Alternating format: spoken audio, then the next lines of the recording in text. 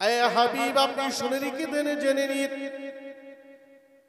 ইবাদত পরিস্থিতির অনুকূলে কখনো বন্ধ হয়ে যেতে পারে।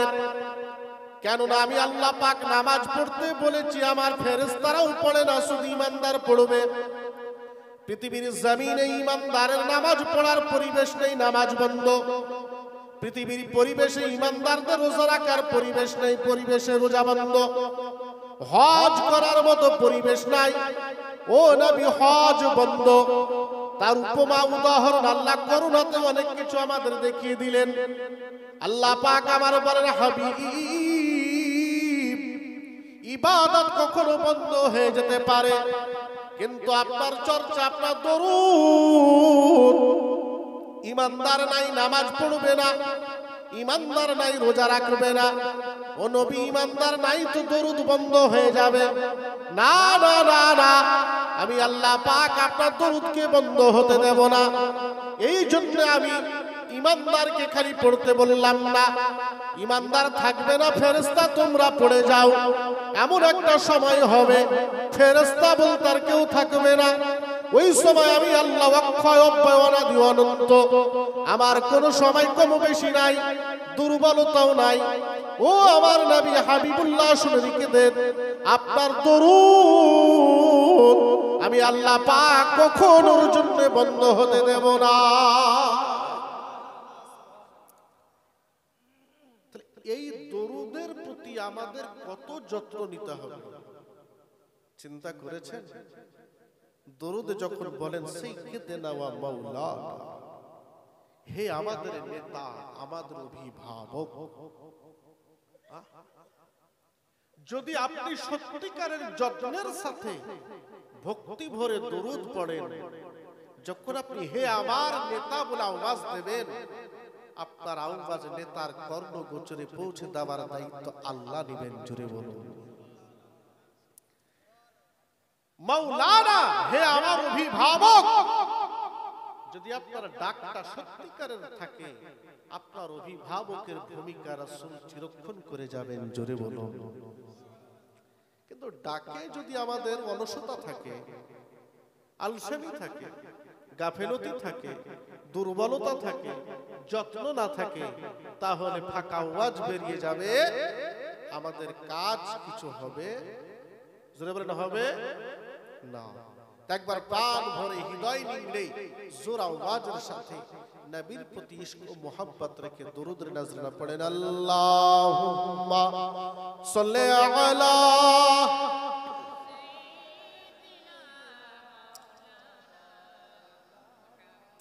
ওয়া আলা আলি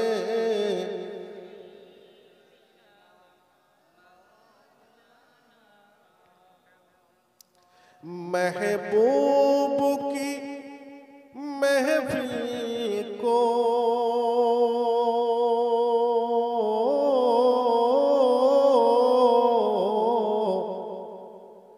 महबूब सजाते हैं।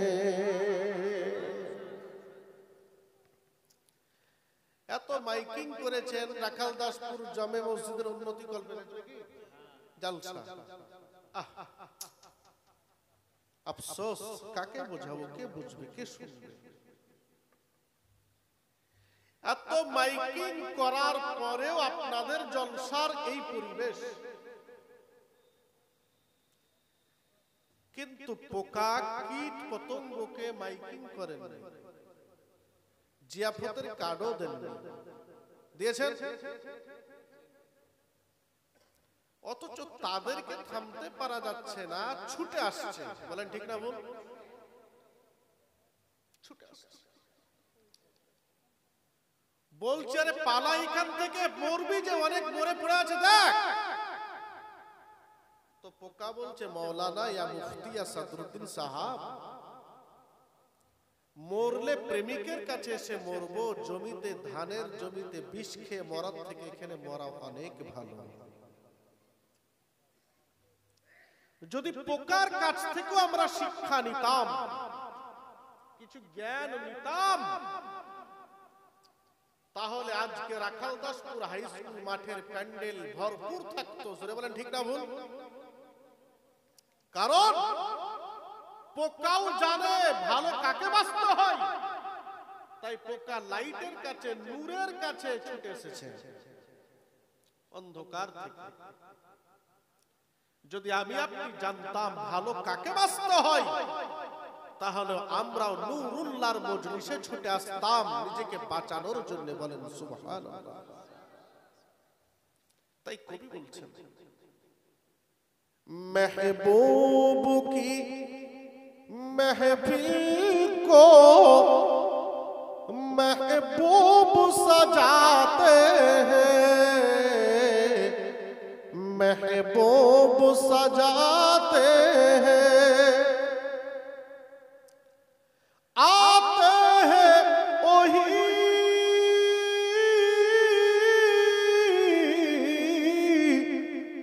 जिनको महबूब बुलाते हैं। শুধু চেষ্টা করেও হবে না, অদৃষ্টে যদি রাসূল পাকের ইচ্ছা থাকে আপনাকে মজলিসে বসিয়ে নেওয়ার, অংশীদার করে নেওয়ার, হাজিরি দিয়ে নেওয়ার, তবে পারবো, নচেত ইচ্ছা করতে পারবো না। জোরে বলেন সুবহানাল্লাহ। কারণ এটা যিকরে রাসূলের মজলিস, এটা বড় দামি, এটা বড় সম্মানের, এটা গুরুত্ব অপরিসীম। কিন্তু যাকে জ্বর হয়েছে তাকে যদি 100% মিষ্টি দিয়ে দেন, তবুও বলবে একটু তেতো লাগছে। বলবে কি না? জোরে বলেন, বলবে কি না? জ্বরের মুখে কি আর মিষ্টির স্বাদ পাওয়া যাবে? আমরা সব জ্বরে আক্রান্ত হয়ে গেছি, জিভে আর স্বাদ আমাদের নাই। তাই ওলামা হযরতদের মজলিসে বসে আর নিজেদের খিদে পূরণ হচ্ছে না। জোরে বলেন ঠিক না? বল, পূরণ হচ্ছে না। ভাইজান আমার, আল্লাহ পাক বললেন, ও আমার বান্দা বান্দি, তোমরা শুনে রেখে দাও, আমি তোমাদেরকে পৃথিবীর জমিনে পাঠালাম মানবীয় গুণে গুণান্বিত করে। এই জমিনের উপরে, আসমানের নিচে যতগুলো সৃষ্টি রয়েছে, এর মধ্যে বান্দা সবচাইতে দামি, সবচাইতে নামি, সবচাইতে প্রশংসিত, সবচাইতে সম্মানিত, গুণান্বিত, গরিমাযুক্ত করে বান্দা তোমাকে একমাত্র করেছি। তোমরা অ্যাপ্লিকেশন করনি, তোমরা ধর্ণা দাওনি, তোমরা অনশন করনি, পথ অবরোধ করনি, ধর্মঘট ডাকো নাই, আমার কাছে তোমরা মাঠ পিটিশনও জমা দাও নাই। না দাওয়াতে আমি আল্লাহ পাক দয়া করে তোমাদের ইন্দুর ছুঁচো বানালাম না, গরু গাধা বানালাম না, তোমাদেরকে আমি আল্লাহ মানুষ করে বানিয়েছি। আল্লাহ যদি ইন্দুর বানাতেন, কিছু করার ছিল? বলেন, হাটে হাটে ইন্দুর মারা যা বিষের অ্যাডভার্টাইজ। ইন্দুর মরবে, ইন্দুরের শালা মরবে, ইন্দুরের শাশুড়ি মরবে, ইন্দুরের ভাসুর মরবে, বলে কি বলে না? আমি তো মাঝে মধ্যে বলি যে ইন্দুর গুলো যদি একদিন রাগ করে পথ অবরোধ করে দেয়, তো সব জালসা বন্ধ হয়ে যাবে। কি আমাদের উপর এত অত্যাচার না? আমাদেরকে মারার জন্য এত শক্তি কেন? কি আল্লাহ আমাদেরকে কি নিয়ামত, ইন্দুর ছুঁচো গরু ছাগল না করে মানুষ বানিয়েছেন। জোরে বলুন আল্লাহ পাক আমার বলেন, ও আমার বান্দা বান্দি, শুনে রেখে দাও, জেনে নাও, আমি তোমাদেরকে আশরাফুল মাখলুকাত করে বানালাম। সূরা ৩:৩০ পারার মধ্যে আল্লাহ বললেন, লাকাদ খালাকনাল ইনসানা ফি আহসানি তাকওয়িম। ও আমার বান্দা বান্দি, যতগুলো সৃষ্টি তোমরা দেখতে পাও, এর মধ্যে তোমাদের মতো সুন্দর করে নাক নকশা ডিজাইন করে, নিপুণতার সাথে, দক্ষতার সাথে, নির্ভুল করে আমি কাউকে বানাই নাই, একমাত্র তোমাদেরকে বানালাম। ও আমার বান্দা বান্দি, শুধু তাই না, তাই না, তাই না, সারা পৃথিবীতে তোমরা তাকিয়ে দেখো, এত বড় সূর্য চন্দ্র গ্যালাক্সি সাজিয়ে তারকারাজি দিয়েছি, গাছপালা, পাহাড় পর্বত, ঝর্ণা, নদ নদী, খাল বিল এত সুন্দর দিয়েছি, দার্জিলিং এর মনোরঞ্জন পরিবেশ, গোয়া দিঘার সৈকত, অ্যামাজনের জঙ্গল, সারা মরুভূমি, প্রশান্ত সাগরের গভীরতা। আল্লাহ বলেন, বান্দারে, কাউকে আমি নিজের হাতে আমি বানাইলাম না, সবগুলোকে কোন বলেছি, হও বললাম, হয়ে গেছে। হ্যাঁ, ও আমার বান্দা বান্দি, শুনে রেখে দাও, তোমাদেরকে ডাইসে নয়, তোমাদেরকে মেশিনারিতে নয়, না না না, আমি আল্লাহ পাক প্রাদর করে, সোহাগ করে তোমাদেরকে বানাইয়াছি। জোরে বলো ও আমার বান্দা বান্দি, এত সুন্দর তোমাদেরকে বানালাম, এরপরও তোমরা কি চাও? এরপরও তোমাদেরকে কোন নেশা, কোন আকর্ষণ তোমাদেরকে আমার কাছ থেকে দূরে রাখে? বান্দা বান্দি, একটিবার কি তোমরা চিন্তা করবে না? একটাই দেহ, একই বডিতে প্রোটিন আছে, ক্যালোরি আছে, ভিটামিন আছে, একই সঙ্গে সবকিছু আছে। এরপরও বান্দা তোমার সৌন্দর্য বজায় রাখার জন্য মাথার চুলগুলো মাসে মাসে নাপিতকে দিয়ে কাটিয়েছো, 2 আঙ্গুল নিচে চোখের ভুরু, ওগুলোও তো চুল, কিন্তু সেগুলো তো বড় হয় না, সেগুলো তো বেড়ে যায় না। গোপ বাড়ে, দাড়ি বাড়ে, দেহের লোমগুলো তো বাড়াইয়া দিই না। আমি আল্লাহ পাক যদি মাথার চুলের মতো চোখের ভুরুগুলো বাড়াইয়া দিতাম, গোপের মতো দেহের পশমগুলোকে বাড়িয়ে দিতাম, পৃথিবীতে ভাল্লুকেও তোমাকে সঙ্গে নিত না, তোমার সৌন্দর্য বলে কিছু থাকতো না। একটু জোরে জোরে বলেন সুবহানাল্লাহ। আমার বান্দা বান্দি, এত সুন্দর করে বানালাম, এত সুন্দর রূপ দিলাম, এত সুন্দর নাক নকশা দিলাম, এত সুন্দর চোখের জ্যোতি দিলাম, শ্রবণ শক্তি দিলাম, স্বাদ গ্রহণের ক্ষমতা দিলাম। আমার বান্দা বান্দি, তোমরা কি চিন্তা করেছো কখনো তোমাদের মুখের ভিতরে একটা জীব দিলাম, দেহের মধ্যে সবচেয়ে নরম অংশ, যেখানে সেলাই চলে না, কেটে গেলে কোনো উপায় থাকে না, পেস্টিং ছাড়া কোনো পথ নাই। ও আমার বান্দা বান্দি, এত সুন্দর নরম অংশ, তাকে আমি 32টি শত্রুর মধ্যে নিরাপদে রেখে দিলাম। একটু জোরে কি বাবা বলা যাবে না? এইখানে আমার আল্লাহ পাক বললেন, ফালিয়াবুদু রাব্ব হাযাল বাইত আল্লাযী আত'আমাহুম মিন জুইন ওয়া আমানাহুম মিন খাউফ। এই আমার বান্দা বান্দি, 32টি শত্রুর মধ্যে সুযোগ পেলেই তো কুটুস করে কামড় দিয়ে দেয়। এরপরেও ওই জীবটিকে আমি আল্লাহ নিরাপত্তা দিয়ে রেখেছি, নিরাপদে রেখেছি। ও আমার বান্দা বান্দি, এখান থেকে কি তোমাদের চিন্তা হয় না? আমি আল্লাহ পাক এতগুলো শত্রুর মধ্যে জীবটাকে নিরাপত্তা দিতে পারি। আমার যদি ইবাদত করো, ফালিয়াবুদু রাব্ব হাযাল বাইত, আমার যদি তোমরা ইবাদত করো, আমি আল্লাহ কথা দিলাম, পৃথিবীতে যখন ক্ষুধা লাগবে খাবার যোগান দিয়ে দেব। যত বড়ই বিপদে পড়ো না কেন, আমি আল্লাহ পাক তোমাকে নিরাপত্তা দিয়ে দেব। যদি তোমরা আমার এই কথার উপর ঈমান আনতে, মসজিদ ফাঁকা থাকতো না, ইবাদত কমে যেত না, বেশি বেশি বেড়ে যেত। একটু জোরে জোরে বলেন সুবহানাল্লাহ। কষ্ট হচ্ছে আপনাদের? আল্লাহ পাক স্পষ্ট বলছেন, বুঝাচ্ছেন, বান্দা তোর জীবটাকে নিরাপত্তা দিতে পারি, তোকে পারতাম না? তোকে পারবো না? আল্লাহ কি আমাকে নিরাপত্তা দিতে পারবেন না? জোরে বলেন, পারেন তো? গত কয়েকদিন আগে জালসা করে আসছি, মালদা বাইপাসে ড্রাইভার ঘুমিয়ে গেছে, 3:40 দিল ঠুকে অ্যাক্সিডেন্ট। গাড়ির যদি পরিস্থিতি দেখেন তো কেউ বলবেন না, সুস্থ মস্তিষ্কের মানুষ বলবেন না যে এই গাড়ির প্যাসেঞ্জার গুলো বাঁচতে পারে। অথচ আমার ড্রাইভারও এতটুকু চোট পেল না, আমিও পেলাম না। বলেন আলহামদুলিল্লাহ। সামনেকার ইঞ্জিন এবার কাজ পর্যন্ত দুমড়ে গেছে, কিছু করার ভরসা আল্লাহ পাকের। আল্লাহ বলছেন, আমার ইবাদতের পরিচয় দাও, তোমাকে বাঁচানোর, নিরাপত্তা দেওয়ার দায়িত্ব আমি আল্লাহর। জোরে বলুন, আরো জোরে বলা যাবে না?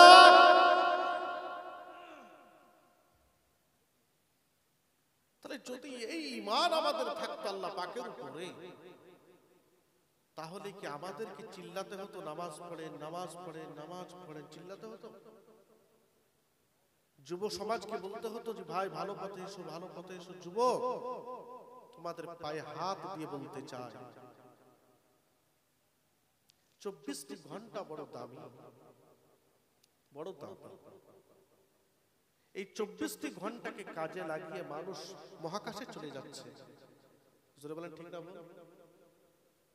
এই 24টি ঘন্টাকে কাজে লাগিয়ে মানুষ মঙ্গল গ্রহে, চন্দ্রে, এই 24টি ঘন্টাকে কাজে লাগিয়ে মানুষ অতল সাগরের তলে গিয়ে মণিমুক্ত আনছে। এই 24টি ঘন্টাকে কাজে লাগিয়ে সারা পৃথিবী উন্নয়নের শিখরে ছুটছে। এই 24টি ঘন্টাকে ওলিয়া উলিয়া বুজুর্গানরা কাজে লাগিয়ে নিজের ঘর থেকে, কাবা থেকে জামাতে শামিল হচ্ছে। জোরে বলেন সুবহানাল্লাহ। তুমি কি করছো? তুমি কি করলে? তোমার সফলতা কোথায়? যদি তোমার জীবনে কোনো রুটিন না থাকে দৈনন্দিন, তো তোমার আর পশুর সাথে পার্থক্য নাই। পশুর যেমন কোনো টাইম টেবিল নাই, তোমারও জীবনযাত্রা যদি তেমন থাকে, তো তুমি যুবক হিসেবে তোমার সম্মান কোথায়? আর নবী আমার তোমাদেরকে, আমাদের যুব সমাজকে যে সম্মান দিয়ে গেছেন তা যদি জানতে, তাহলে পৃথিবীর কোনো সম্মানই কাজ করতো না। জোরে বলো যুবক, তোমার কি সম্মান দিয়েছেন নবী আমার? হ্যাঁ, 24টি ঘন্টাকে রুটিন বানান। 550 লিটার অক্সিজেন প্রতিদিন টানছেন, নিচ্ছেন। অক্সিজেন কত দামি, যার শ্বাসকষ্ট আছে আর সিলিন্ডার লাগে তাকে জিজ্ঞেস করলে বোঝা যাবে কি গো। অথচ 24 ঘন্টা আমার আল্লাহ এত দয়াবান, আমার নাকের কাছে শুদ্ধ অক্সিজেন যোগান দিয়ে যাচ্ছেন। জোরে বলে, দিনে আমরা 24 ঘন্টায় কম পক্ষে 550 লিটার অক্সিজেন গ্রহণ করি। কত লিটার বললাম? জোরে বলেন। 550। এখানে এমন কেউ আছি আমরা হাত তুলে বলতে পারবো যে 24 ঘন্টায় আমরা আল্লাহকে 550 বার ডাকি? আছি? ফিউজ। তাহলে আমরা কোথায়? কোথায় আমরা? কোন শক্তি, কোন চাওয়া, কোন পাওয়া, কোন আশা, কোন আকাঙ্ক্ষা, কোন চাহিদা আল্লাহ রাসূল আপনাকে ভুলিয়ে রেখেছে? কি চাই, কি দরকার যে আপনি আল্লাহ রাসূলকে ভুলে থাকেন? থাকেন কি করে আপনি? আপনার চিন্তা হয় না? আপনার বিবেক আপনাকে দংশন করে না? যেই গলাতে গলাবাজি করছি, প্রতিদিন চিল্লাচ্ছি, একই সঙ্গে বাংলা বলছি, ইংরেজি বলছি, হিন্দি বলছি, আরবি বলছি, গুজরাটি, পাঞ্জাবি বলছি, সবটারও পাল্টাতে হয় না, চিন্তা ভাবনাও করতে হয় না, ভাবতে দেরি, বেরোতে দেরি হয় না। জোরে বলেন, এই আল্লাহকে ভুলে থাকেন কি করে? একটা জীব মাছ দিচ্ছেন বলে দিচ্ছে, গোস্ত দিচ্ছেন বলে দিচ্ছে, ঝাল, লবণ, টক একসাথে ভরে দেন, সব আলাদা আলাদা আপনাকে বলে দেবে কি কি ভরেছো। জোরে বলুন। যে আল্লাহ আপনাকে এত কিছু দিলেন, স্ক্রিন টাচ মোবাইল আপনি খুশি হয়ে গেলেন, রাত কাটিয়ে ফেললেন। আপনাকে যে স্ক্রিন দিয়েছেন আল্লাহ, যে স্ক্রিনে পিঁপড়ে একটা চলে গেলে আপনাকে ব্রেন সঙ্গে সঙ্গে মারে যে একটা পিঁপড়ে উঠেছে। জোরে বলো, এটার চেয়েও কি তোমার অ্যান্ড্রয়েডের স্ক্রিন আরো দামি? আফসোস, তুমি পৃথিবীর সবকিছুর দাম জানতে পারলে তুমি তোমার দাম কত সেটা জানার চেষ্টা করলে না। তোমার দাম কতটা এটা একবার জানার চেষ্টা করলে না, আফসোস এখানে লাগছে। আজকে প্যান্ডেল থেকে বেরিয়ে ওয়াদা করবেন, কাল থেকে রুটিন তৈরি করেন। কতক্ষণ সংসারের জন্য কাজ করবেন, কতক্ষণ জমিতে করবেন, কতক্ষণ ব্যবসা করবেন, কতক্ষণ চা দোকানে আড্ডা দেবেন, কতক্ষণ বউকে নিয়ে সোহাগ করবেন, কতক্ষণ নাতি নাতনিকে নিয়ে আদর করবেন, কতক্ষণ প্রতিবেশীর সঙ্গে টাইম দেবেন।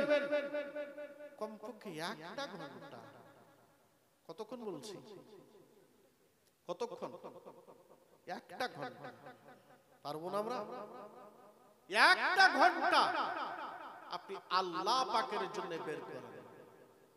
24টি ঘন্টার মধ্যে একটা ঘন্টা আমার বউ নাই, আমার ছেলে নাই, আমার সংসার নাই, আমার কিচ্ছু না, আমিও নাই, আল্লাহর হয়ে যান। আল্লাহকে আপনি আপনার করে দাঁড়িয়ে যান। 24টি ঘন্টায় একটা ঘন্টা আপনি বের করেন। পারা যাবে কিনা? চেষ্টা করলে পারা যাবে? জোরে বলেন, যাবে? চেষ্টা কি আমরা করতে পারবো? পারবো? একটু করেন না, একটু চেষ্টা করেন। এখন 24টি ঘন্টা আল্লাহর কাটিয়ে দিচ্ছেন এত বছর ধরে, একদিনও কি আপনার বিবেক বলল না যে আল্লাহ সূর্য ওঠায়, চন্দ্র দেখায়, যে আল্লাহ রাত দিন করে, দিন রাত করে, যে আল্লাহর সবকিছু ঠিক চলছে শুধু আপনাকে পরিষেবা দেওয়ার জন্য? জোরে বলেন সুবহানাল্লাহ। সে আল্লাহকে আমরা ভুলে থাকি কি করে? চোখের পানিতে বুক ভাসিয়ে দেওয়া উচিত। জীবনে করলাম, ডাক্তার হয়ে গেছেন বলে নিজেকে সফল মনে করছেন, মাস্টার, ইঞ্জিনিয়ার, অফিসার, আইপিএস, নেতা মনে করছেন আমি সফল। এর নাম সফলতা নয়। রব্বানা আতিনা ফিদ দুনিয়া হাসানাতাও ওয়া ফিল আখিরাহ। একটা পাখির দুটো ডানা, একটা ডানা যদি কেটে দেন পাখির সৌন্দর্য থাকবে? জোরে বলেন থাকবে?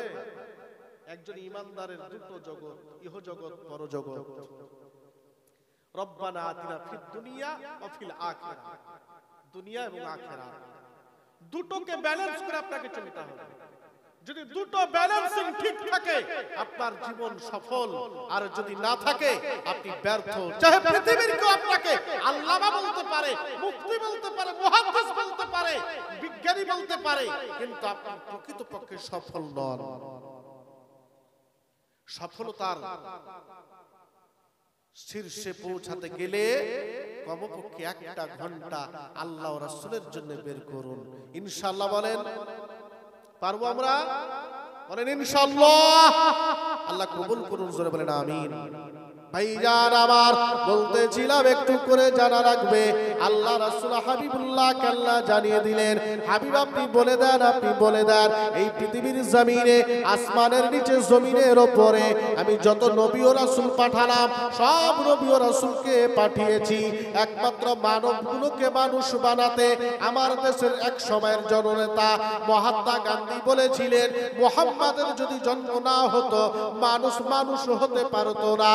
ত্রিপিটকে অবস্থায় মহাবীর জৈন শ্রী চৈতন্য, স্বামী বিবেকানন্দ, রামকৃষ্ণ পরমহংস, শ্রীকৃষ্ণ পর্যন্ত সবাই যেন বলে গেলেন, গৌতম বুদ্ধ, জরাথুস্ট্র, সক্রেটিস, গুরু নানক পর্যন্ত এক এক করে বলে গেলেন, মুসলমানদের নবী মুহাম্মদ যদি পৃথিবীতে না আসতেন সারা পৃথিবীর মানুষগুলো মানুষ হতে পারতো না।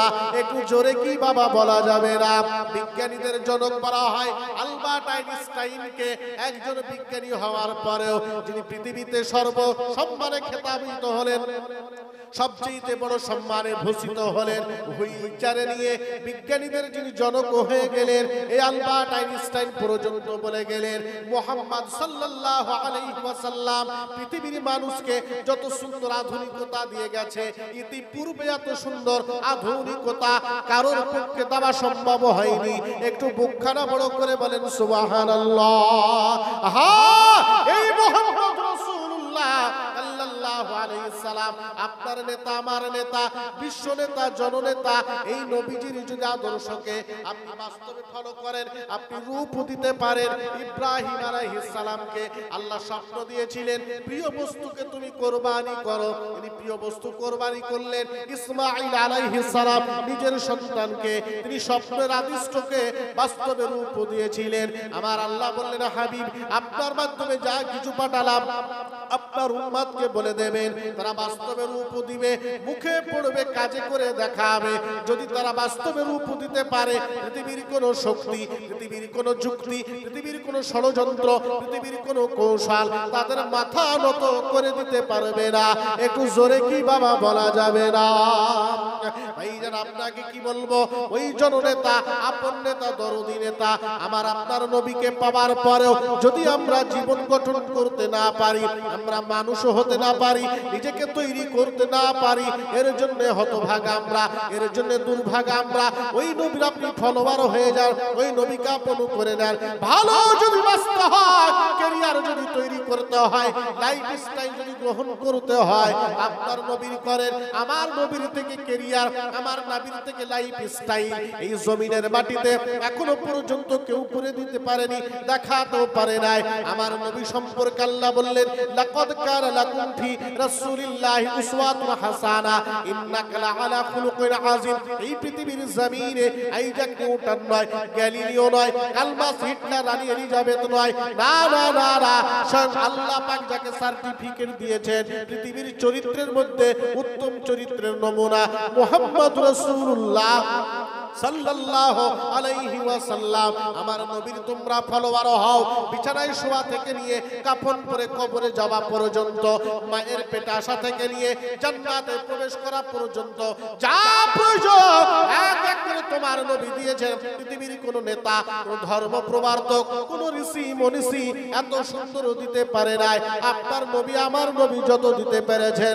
এই জন্য বলা হয় সর্বগুণের আধার নবীজি আমার। মুখখানা বড় করে বলেন সুবহানাল্লাহ।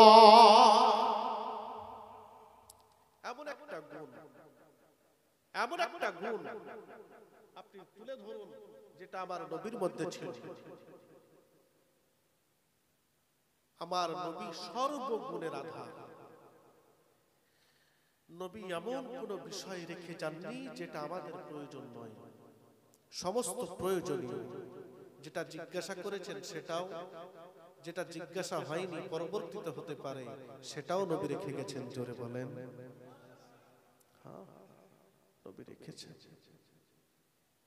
তাহলে এত সুন্দর একজন গাইড, এত সুন্দর একজন হেদায়াতকারী আমরা পাওয়ার পরেও যাকে আল্লাহ হেদায়াত করার জন্য পাঠালেন, তাকে পেয়েও আজকে আমাদের দেহে মনে মনে হচ্ছে সব ক্যান্সার হয়ে গেছে। জোরে বলেন ঠিক না ভুল? কেন? কারণটা কি? কোথায় আমাদের ত্রুটি? কোথায়? কারণ একটাই, আমার যেটা অনুমান, আমার জানা, আলাহাকুমুত তাকাসুর হাত্তা যুরতুমুল মাকাবির। সূরা তাকাসুর 30 পর আল্লাহ বলেছেন, হাবিব আপনি উম্মতকে বলেন পৃথিবীর সামগ্রী প্রাচুর্যতা কামাই করতে গিয়ে তারা যেন কবরটাকে ভুলে না যায়। জোরে বলো, কোনটাকে ভুলে না যায়? কবরটাকে। চিন্তা করেছেন 14 12 14 এত বড় বড় ঘরেও আমাদের জানলা দরওয়াজা রেখেও আরাম পাই না। আরো বিল্ডিং চাই, আরো বাংলো চাই। কবরের 3.5 হাতের জমিনটা কত ছোট্ট একটু চিন্তা করেছেন? অনেকগুলো কবরে লাশ নামিয়েছি, আমি দেখেছি। লাশ শুয়ে দেওয়ার পরে পাটাতন বিছাবো, তার জন্য দাঁড়ানোর জায়গা থাকে না। আপনি কি করে সেখানে থাকবেন? চিন্তা করেছেন কোনদিন কি আপনার বিবেক আপনাকে ধ্বংসের? কত লোকের জানাজা পড়লেন, কত জানাজায় গেলেন, কত মাটি দিলেন। যদি এতগুলো মাটি দিয়ে জানাজায় দাঁড়িয়ে কিছু শিক্ষা নিতে না পারি তাহলে আমার দাঁড়ানোটা কি বেকার হয়ে গেল না? আমার কি এত কষ্ট করে জানাজায় ছুটে যাওয়াটা বেকার হয়ে গেল না? কিছু তো শিখতে হবে আমাকে। এতক্ষণ ধরে প্যান্ডেলের তলায় আমার 1টা লোকের দরকার নাই, আমার 10টা লোকের দরকার, যিনি বুঝবেন শুনবেন তেমন লোকের দরকার। জোরে বলেন ঠিক না ভুল? আমি মার্কেট সাজাতে বাজাতে আসিনি, আপনাকে দুটো কথা শেখাতে এবং বোঝাতে এবং মানাতে এসেছি। অনেক জালসায় অনেক জায়গায় বলেন হুজুর এখানে সুর ছাড়া কিছু বুঝে না, সুর দিয়ে একটা কেসা কাহিনী ধরিয়ে দিলেন। বলে আমি মার্কেট করতে আসিনি ভাই, আমার পুঁজিতে যেটুকু আছে আমি সেটুকুই বলবো, এতে আমাকে আর ডাকো বা না বলবো নাকি? কারণ আমি যতটুকু পড়েছি তাতে বক্তাদের যে কি হাল হবে হাসরের মাঠে তার যদি ভাবতে যান বক্তাদের কি দুরবস্থা হবে। আপনারা শুনেছেন অনেক আলেমের কাছে আল্লাহ পাকের নবী আমার নবী মার নবী হাবিবুল্লাহর কাছে একজন মহিলা আসলেন, সঙ্গে একটা বাচ্চা নিয়ে। নবীজিকে এসে বললেন হুজুর আমার বাচ্চাটাকে একটু নসিহত করে দেন, আমার বাচ্চাটা খুব বেশি বেশি মিষ্টি খায়, এর মিষ্টি পজাই যোগান দিতে আমার কষ্ট হয়। মার নবী বললেন 1 সপ্তাহ পরে আসবে। 1 সপ্তাহ পরে মেয়েটা আবার গেলেন, ওই মহিলা বাচ্চাকে নিয়ে গেলেন। নবী আমার গায়ে হাত বুলিয়ে আদর করে বলছেন সোনা বাবু মিষ্টি খাবে কিন্তু বেশি খাবে না, কম খাবে। ওই মেয়েটি ওই সময় আমার নবীকে বলেছিলেন, ওগো মুহাম্মদ রাসূলুল্লাহ সাল্লাল্লাহু আলাইহি ওয়াসাল্লাম, এইটুকু কথা এক সপ্তাহ আগেই তো বলে দিতে পারতেন, আপনি এত সময় নিলেন কেন? নবী আবার বলেছিলেন, তুমি বুঝবে না, তুমি বুঝবে না। আমার আল্লাহ পাক বলেছেন, ওয়ালা তাকুলুনা মা লা তাফআলুন, তুমি নিজে তা বলো না যতক্ষণ না করবে। একটু জোরে জোরে বলেন সুবহানাল্লাহ। আমি নবী নিজেও মিষ্টি খেতে ভালোবাসি। হ্যাঁ, তো আমি তো কাউকে নসিহত করব, তো তার আগে তো আমাকেও সংযমী হতে হবে। বুঝতে বলেন ঠিক না ভুল? তাই আমি আগে এক সপ্তাহ প্র্যাকটিস করে নিলাম, এরপরে বলছি, তবে কাজে লাগবে। জোরে বলেন সুবহানাল্লাহ। আর আমরা ডায়াসে উঠে গেলে মনে হবে আমার থেকে বড় আশিকের রাসূল আর কেউ নাই। কি ডায়াস থেকে নামতে দেরি, ফিনিশ। কষ্ট পাচ্ছেন? খারাপ ভাবিয়েন না, বড় কষ্টে বলছি আমি, বড় কষ্টে বলছি। যদি আমাদের মধ্যে প্রকৃতপক্ষে বক্তা যারা বর্তমান সময়ে, প্রকৃতপক্ষে যদি আমাদের ভিতরে বক্তব্য দেওয়ার যোগ্যতা থাকতো, সমাজ এত খারাপ হতো না, এত খারাপ হতো না। আমাদের বক্তব্য আপনাদের উপর আসার হচ্ছে না, কার্যকারী হচ্ছে না। কেন? আমাদের একজন শিক্ষক বলতেন, মাস্টার যদি দাঁড়িয়ে পেশাব করে তো ছেলেরা ঘুরে ঘুরে করবে। কি ইমাম হাসান বাসরির ইতিহাস, একজন মাতাল টাল খাচ্চার চলে যাচ্ছে রাস্তা দিয়ে, টাল খাচ্চার চলে যাচ্ছে। তো ইমাম হাসান বাসরি বলছেন, আরে মাতাল, এত মদ মাতলামি করলে হবে? ঠিকঠাক চল, পড়ে যাবি যে। কিন্তু তিনি প্রকৃত মাতাল ছিলেন না। ইমাম হাসান বাসরিকে ওই মাতাল উত্তর দিচ্ছেন, হুজুর আমি পড়ে গেলে একাই পড়বো, কিছু যায় আসে না, কিন্তু আপনি ঠিক থাকেন, কারণ আপনি এই যুগের বড় আলেম। আপনি যদি পড়ে যান তো গোটা সমাজ পড়ে যাবে। কোথায় তাকিয়ে দেখেন, কষ্ট হচ্ছে, আফসোস হচ্ছে। সেদিন, আজ থেকে আপনি 20 বছর আগে, 30 বছর আগে চলে যান, আমরা শুনতে পাই, আমার পাড়াতে একজন মুন্সি ছিলেন, ভালো করে কোরআন শরীফ পড়তে জানতেন না। কোরআন শরীফ পড়তে পড়তে এশার নামাজে শুনতে পেতাম, বটকে লম্বা যায় নামাজ বিছিয়ে খুব জোরে জোরে পড়তেন। বর্ষার দিনেও আমরা শুনতে পেতাম। তো পড়তো হাত্তা তালতে হুমুল বাইয়িনা, সরাসরি ভুল হবে, হাত্তা তাতে হুমুল বাইয়িনা, তুমি বলতো হাত্তা তালতে হুমুল বাইয়িনা। তা আমি ওনাকে বলছি যে দাদু তোমার পড়া ভুল হচ্ছে, হাত্তা তালতে লাগবে। তা আমাকে লাঠিয়ে খেলে ঠেকিয়ে বলছে, তুই বেশি বুঝিস, আমার ওস্তাদি যা শিখাইছে আমাকে ঠিক শিখাইছে। এটা তো ভারী মুশকিল, তো শিখো, শিখবে না। মরণ পর্যন্ত শিখাতে পারেনি, হাতটা তালতে বলে মারা গেল। কি লাভ হতো জানেন? বলছিলেন যে এটা ঠিক করতেন, কিন্তু ওই জায়গাতে ওস্তাদজির প্রতি তার একটা অন্ধ ভক্তি ছিল, শ্রদ্ধা। পানি পড়া দিলে বাচ্চা হওয়ার জন্য হসপিটাল নিয়ে যেতে হয়নি, পানি পেটে যেতে দেরি, বাড়িতে বাচ্চা হয়ে যেত। বলেন সুবহানাল্লাহ। চোখ উঠে গেলে পানি পড়া লাগতো না, ফু দিতেন তো 2 ঘন্টার মধ্যে আরাম পেয়ে যেত মানুষটা। কেন? আজকে তো আমরা আল্লাহ আমাদের ডিগ্রি লাগাতে লাগাতে নাম খুঁজে পাওয়া যায় বিজ্ঞাপনে। কি গো, আফসোস লাগছে, আফসোস। কারণ তারা ডিগ্রিতে পছন্দ করেননি, আমলে পছন্দ করতেন। আর আমরা ডিগ্রিতে সন্তুষ্ট, আমলে সন্তুষ্ট নই। সমাজ ওই পোকাতে ভরপুর হয়ে গেছে, সংশোধন করা সম্ভব নয়। যদি আল্লাহ পাকের ইচ্ছা থাকে তবেই হবে। একবার মহব্বতে দরুদ নাজরানা। আপনাদের কষ্ট হচ্ছে মনে হচ্ছে, কষ্ট হয়নি? আচ্ছা জায়গাতে লাগবো, তাই মহব্বতে দরুদ নাজরানা। আল্লাহুম্মা সাল্লি আলা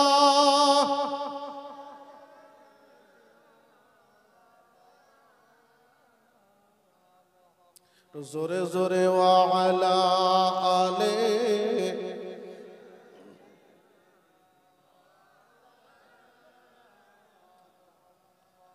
আমার মন কেন জপে না রে আল্লাহর জিকিরে, বলেন সুবহানাল্লাহ।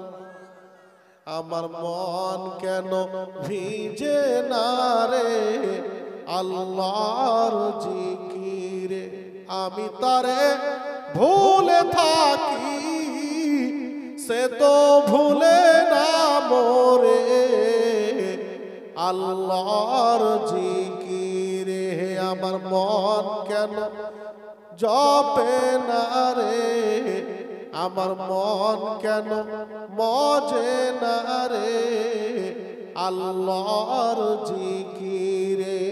যারা দেশে এ দিবারাত্রি চন্দ্র সূর্য দিচ্ছে যদি, সুবহানাল্লাহ বলেন, একটু জোরে বলবেন না। সকালে আমাকে ফোন করছে যে মিশনে, আমার মিশন আছে একটা ছোট, তো ফোন করছে যে ৩৯,৭০০ টাকা বিল এসছে। ঠিক আছে, চালিয়েছি বলে তো বিল এসছে, ঠিক না?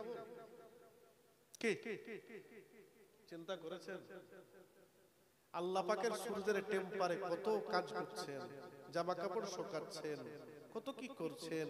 কোনদিন আল্লাহ ট্যাক্স পাঠিয়েছেন, বিল পাঠিয়েছেন? খালি বলেছেন উদখুল, তোরা আমার ইসলামে প্রবেশ কর আর ইবাদত কর, এটাই চেয়েছে, সেটাই দিতে পারলাম না। বউ 4 দিন কথা না শুনলে শ্বশুর বাড়ির লোককে ডাকছেন, বিচার করো তোমার বিটিকে ভাত দিব না, বলেন কি বলেন না? বেটা যদি 2 দিন কথা না শুনে বাড়া বাড়ি থেকে আলাদা খাগা, বলি না বলি না? বউ 4 দিন কথা না শোনাতে ডিভোর্স, তালাক। বেটা 2 দিন কথা না শোনাতে ভিন্ন পৃথক। সারা জীবন আপনি আল্লাহর কথা শুনছেন না। আল্লাহ যদি বলে 12 বার দুনিয়া থেকে কোথায় যাবেন? কোথায় যাবেন? নসিব যে আল্লাহ বের হতে বলেননি এখনো, নসিব। আপনার মতো যদি আমার আল্লাহ রাগ হতো ঠাই পেতেন? সারা দিনে 5 বার আল্লাহর আওয়াজ হচ্ছে, আয় আয় রে বান্দা আয়, হাইয়া আলাস সালাহ আয়। 5 বারে 10 বার ডাক হচ্ছে। কি হযরত, আপনি সারা দিনে 10 বার করে আল্লাহর ডাককে অমান্য করছেন। কই আল্লাহ তো টিউবওয়েলে পানি বন্ধ করে দেননি, আল্লাহ তো সূর্যের আলো বন্ধ করে দেননি, আল্লাহ তো মিনিকেট লাগিয়ে হুটরা করে দেননি। যে আল্লাহ এত দয়াবান আপনার উপরে, আপনাকে আপনার স্ত্রীর প্রতি, সন্তানের প্রতি, পরিবারের প্রতি, প্রতিবেশীর প্রতি কত যত্নবান হতে হবে একটু ভেবেছেন? হুড়ুম করে তো টেম্পার দেখিয়ে দেন। আমার থেকে রক্তের দেমাগ কার আছে? লাঠির দেমাগ, বংশের দেমাগ, শিক্ষার দেমাগ, টাকার দেমাগ, সুন্দরী বোর দেমাগ, শিক্ষার দেমাগ। যারা বলেন ঠিক না ভুল? যারা দেশে এ দিবারাত্রি চন্দ্র সূর্য দিচ্ছে জ্যোতি, বহে হাওয়া পাতি পাতি, বহে হাওয়া পাতি পাতি, মেঘেতে বৃষ্টি ঝরে আল্লাহর জিকিরে। আমার মন কেন ভিজে না রে আল্লাহর জিকিরে।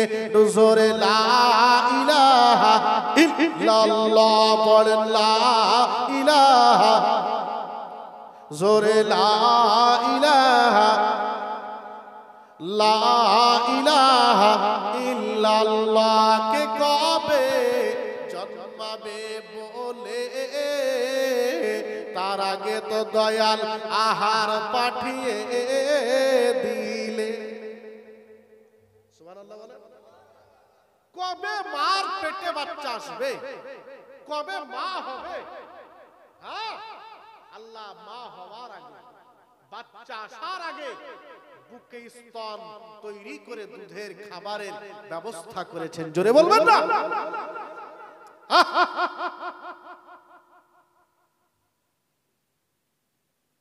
সে আল্লাহকে ভুলে থাকেন কি করে?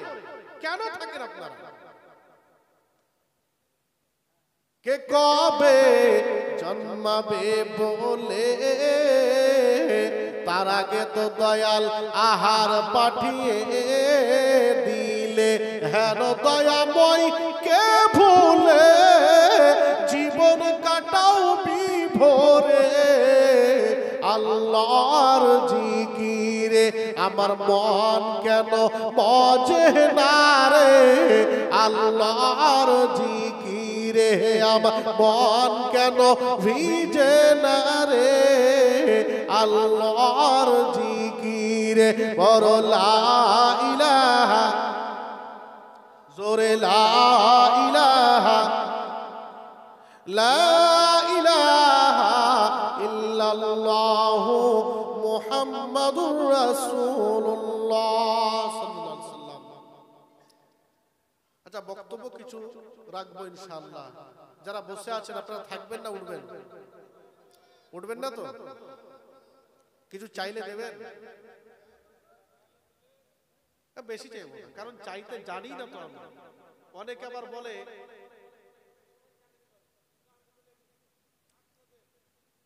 যারা বলে আসলে নাচতে না জানলে আমার আগে টাকা এটা কথা আছে না নাই? আমার চাওয়ার ঢং নাই। আল্লাহ সবকে সব জিনিস দেন কি দেন না, এই চাওয়ার ঢংই নাই আমার, হয় না। তার জন্য দাওয়াত দেওয়ার সময়তে বলি যে ভাই কালেকশন হলে আমি পারবো না, মাফ করবেন, কারণ দরকার আছে। কালেকশন না হলে আমাদের মাদ্রাসা, মসজিদ, কবরস্থানগুলো চলবে কোথা থেকে? অবশ্যই দরকার, কিন্তু সবাইকে সবগুণ আল্লাহ দেন না। তারপরও আপনাদের বলবো আমি যে আপনারা উঠবেন না, আখেরি মোনাজাতের আগে একটু আমরা সবাই শরীক হতে পারবো কিনা? ইনশাআল্লাহ কবুল করুন, জোরে বলেন আমিন। একবার দরুদের নাজরানা পড়েন। আবার আপনাদেরকে একটু আমি সোনার মদিনাতে নবীর প্রেমিকের কাছে যাব ইনশাআল্লাহ। আল্লাহুম্মা সাল্লি আলা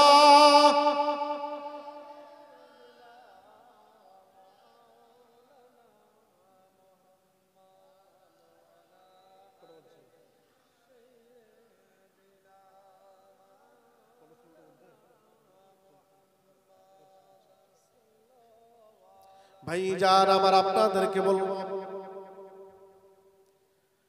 রাসূল পাক সাল্লাল্লাহু আলাইহি ওয়াসাল্লামকে আমার আল্লাহ এত আপন করেছেন, এত আপন। আমার আল্লাহ বলেন হাবিব, আপনাকে যারা আপন করবে তারাও আমার বড় আপন। কোন পথে চলবেন? আজ আপনার আশেপাশে, আপনার ঘরের কোণে, আপনার বাড়িতে নানান ধরনের ফেরকা, নানান ধরনের মতানৈক্য দেখা দিয়েছে। কেউ বলছে নিজেকে আহলে হাদিস, কেউ বলছে দেওবন্দি, কেউ বলছে তাবলীগ, কেউ বলছে সুন্নি। বলছে কি বলছে না? জোরে বলে। আমি আপনি দ্বিধাগ্রস্ত, হুজুর চলবো কোন পথে? যিনি নিজেকে আহলে হাদিস বলছেন তিনিও তো বড় আলেম, যিনি নিজেকে সুন্নি বলছেন তিনিও তো বড় আলেম, যিনি নিজেকে দেওবন্দি বলছেন তিনিও বড় আলেম। হুজুর আমরা সাধারণ মানুষ চলবো কোথায়, কোন পথে, কি করে? কারোর পথে নয়, কারোর কথাই নয়। আমি আপনাদের বলবো আল্লাহ পাক কোরআনুল কারীমে বলেছেন ওয়াতাসিমু বিহাবলিল্লাহি জামিআ ওয়া লা তাফাররাকু ইলা আখিরিল আয়া। আল্লাহ বললেন আমার বান্দা বান্দিরে তোমরা আমার রস্সিকে মজবুত করে ধরে নাও। আমার স্রোত, আমার রস্সিকে যদি ধরতে পারো, পৃথিবীর কোনো যুক্তি তোমাদের বিপদে ফেলতে পারবে না। ওই স্রোতটা কোন স্রোত? তাফসীরের মধ্যে চলে যান, 13 খানা তাফসীর হতে আমি আপনাকে বলতেছি। ওই তাফসীর গুলো পড়ে পড়ে আমার এই জায়গাতে ব্রেনটা স্থির হয়েছে। অনেক রকমের চেষ্টা গবেষণা চালিয়েছি, আমার ভিতরে সন্দেহ দ্বিধাগ্রস্ত দেখা দিয়েছে। তারপর আজকে আমি অটল অবিচল এই জায়গাতে পূর্ণ মাত্রায় পৌঁছে গিয়েছি। না না না, পৃথিবীতে ওই পথটাতে আমাকে থাকতে হবে যে পথটা আল্লাহ পাকের পথ। ইন্নী জাইলুন ফিল আরদি খলিফা। আল্লাহ বললে আমি জমিনের জন্য আদমকে আমার খলিফা করে প্রেরণ করলাম। একটু জোরে জোরে বলেন সুবহানাল্লাহ। বিহাবলিল্লাহি জামিআ। এই ইমানদার দল, তোমরা আমার রস্সিকে মজবুত করে ধরে নাও। আল্লাহ আল্লাহ ক্রেন দিয়া রশ্মি ঝুলাইয়া দেন নাই। আল্লাহ রশ্মি বলতে কোনটাকে বুঝিয়েছেন? সেটা হলো নবী ও রাসূলদের স্রোত। এই স্রোতটাকে তোমরা ধরে নাও। যদি স্রোতটাকে তোমরা ধরে রাখতে পারো, বজায় রাখতে পারো, কুল্লু শাইইন ইয়ারজিউ ইলা আসলিহি। হাফিজে কোরআন বসে আছে, একটার পর একটা আয়াত থেকে আপনাকে আমি বলতেছি, গাঞ্জা করি কথা নয়। আল্লাহ পাক বলেছেন কোরআনুল কারীমে, প্রত্যেকটা বস্তুর স্বভাব তার নিজের দিকে প্রত্যাবর্তন করা, ফিরে আসা। বন্যা আসলে আমরা বলি যেখানকার পানি সেখানে চলে যাবে। ও বাবা, আমরা জান্নাতি প্রোডাকশন, জান্নাত থেকে এসেছি, আমরা পুনরায় জান্নাতে যাব। আমরা যেন স্রোত ভেঙে না দিই। বর্ষার সময় দেখতে পাই পুকুর পুষ্কুনিগুলো ছাপিয়ে বাইরে পানি চলে যায়, ওই স্রোতে মাছও চলে যায়। কতগুলো মাছ নিজেকে চালাক মনে করে খাল গর্তে জমিতে আটকে যায়। আবার কিছু মাছ স্রোত বজায় রাখে, স্রোতের সাথে সাথে আবার ফিরে চলে আসে পুকুরে। তারা চালাক বেঁচে যায়। আর যারা মাঠে ঘাটে ভেসে গেল, তারা পটল শুকিয়ে মরিচা হয়ে তারা শুকটি মাছের মতো হয়ে যায়। আল্লাহ পাক বললেন, আমার স্রোত, আমার স্রোতকে তোমরা মজবুতের সঙ্গে ধরে নাও। এই স্রোতটা আমার জানা মতে পেয়েছি আমি, এটাই খেলাফতের পথ। আদম নবী থেকে আমার নবী পর্যন্ত সব নবী এই খেলাফতের পবিত্রতা, এই খেলাফতের শালীনতা, এই খেলাফতের সম্মান বজায় রেখেছেন। একে স্পর্শ করতে পারেনি কোনো খারাপই। আমার নবী পাকের পরে হযরত সাইয়্যিদনা আবু বকর সিদ্দিক, হযরত ওমর, হযরত উসমান গনি জিন্নুরাইন, হযরত আলীউল মুরতাজা রাদিয়াল্লাহু তাআলা আনহুমাগণ এই খেলাফতের পবিত্রতা বজায় রাখলেন। এই খেলাফত চলে গেল আমিরে মুআবিয়া রাদিয়াল্লাহু তাআলা আনহুর কাছে। আমিরে মুআবিয়া পর্যন্ত এই খেলাফত বহুত পবিত্রতার সঙ্গে আছে। আল্লাহ পাকের খেলাফত, এই খেলাফত এতটুকু পবিত্র হয় নাই, এতটুকু সম্মানের কমতি হয় নাই। আমিরে মুআবিয়া রাদিয়াল্লাহু তাআলা আনহুর কাছ থেকে খেলাফত যখন জিদের কাছে চলে যাবে, এই খেলাফত তখন নাপাক হয়ে যাবে, অপবিত্র হয়ে যাবে। এই খেলাফতের সম্মান নষ্ট হবে, এই খেলাফতের সৌন্দর্য নষ্ট হয়ে যাবে। এই জন্য সাইয়্যিদুনা ইমাম হুসাইন রাদিয়াল্লাহু তাআলা আনহু বলেছিলেন, আল্লাহ পাকের খেলাফত আদম আলা নবীকে জমিনে নিয়ে এসেছেন। এই খেলাফত আমিরে মুআবিয়া পর্যন্ত পুত পবিত্র আছে। যদি এই খেলাফত অপবিত্র হতে যায়, আমি হুসাইন জন্ম দেব, বংশ দেব, সব দেব, কিন্তু আল্লাহর খেলাফত অপবিত্র হতে দেব না। আরো জোরে বল, আল্লাহ পাকের খেলাফত, এই খেলাফতকে অপবিত্র হতে আমি হুসাইন দেব না।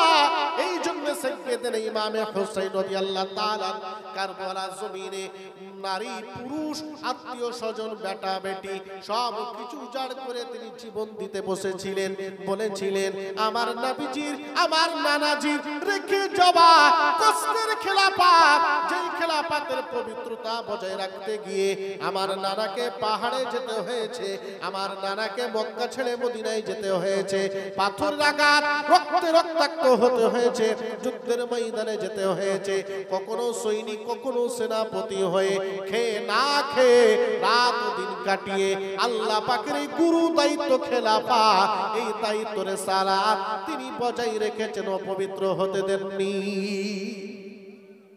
সুতরাং আমি হুসাইন, আমার নানাজি রেখে যাওয়া এই খেলাফত আমি এতটুকু অপবিত্র হতে দিতে পারবো না, এতটুকু অপবিত্র হতে দিতে পারবো না। ইমাম সাইয়্যিদনা হুসাইন রাদিয়াল্লাহু তাআলা এই খেলাফতের পক্ষে লড়াই করে জীবন দিলেন, অপবিত্রতা থেকে বাঁচিয়ে নিলেন। ভাইজান আমার, দল পৃথিবীতে নানান ধরনের তৈরি হতে পারে, কিন্তু এই দলটাই ধরবেন যেই দলটা খেলাফতের সঙ্গে যুক্ত। খেলাফত আদম আলাইহিস বিজ্ঞানা রেখে গেলেন, যেই খেলাফতটা আজ পবিত্র, এই খেলাফতের দলটাই আল্লাহ পাকের দল। এটাই হলো মূল স্রোত, এটাই হলো আসল রশ্মি। এই রশ্মিটাকে যদি মজবুত করে আমরা ধরতে পারি, নিশ্চয় নিশ্চয় আমরা প্রত্যাবর্তন জান্নাতে করতে পারবো। জোরে জোরে বলেন সুবহানাল্লাহ, আরো জোরে বল। সুতরাং আপনাকে বলবো, আমি আহলে হাদিস হব না, আমি দেওবন্দি ওয়াহাবি তাবলীগ হব না, আমি আল্লাহ পাকের দলে থাকতে চাই, আল্লাহ রাসূলের দলে থাকতে চাই, যে দলটা আল্লাহ রাসূল অনুমোদন করে দিয়েছেন। আলাইকুম বিসুন্নতি ওয়া সুন্নাত খুলাফায়ে রাশিদিন, খেলাফতের দলটা আল্লাহ রাসূলের অনুমোদন করা দল, এই দলটাতে নবী পাকের সিগনেচার করা দল, এই দলটা হলো আমার আল্লাহর রস্সি। এই রস্সিটাকে মজবুত করে ধরবেন। খেলাফতের আউলিয়া কেরাম বুজুর্গানে দ্বীন তারা খেলাফতটাকে বজায় রেখেছেন। যেই দরবারে যেই খানকাতে খেলাফতের পবিত্রতা আছে আপনি সেখানের সঙ্গে সম্পর্ক রাখবেন। যেই দরবারে খেলাফত গাঞ্জাখোরে ভর্তি হয়ে গেছে, কোরআন হাদিসের চর্চা নাই, ওখানে আমরা যেতে পারবো না। যেখানে পুত পবিত্রতা বজায় আছে সেই দলের সঙ্গে আপনি কানেকশন রাখেন, ইনশাআল্লাহ। লাকাদ খালাকনাল ইনসানা ফি আহসানি তাকওয়িম, সুন্দর মানুষ হিসেবে সুন্দর পথে থেকে আমরা সুন্দর কাফন পরে সুন্দর কবরস্থ হতে পারবো। জোরে জোরে বলেন ইনশাআল্লাহ। আল্লাহুম্মা সাল্লি আলা মাওলানা ওয়া আলা আলিহি।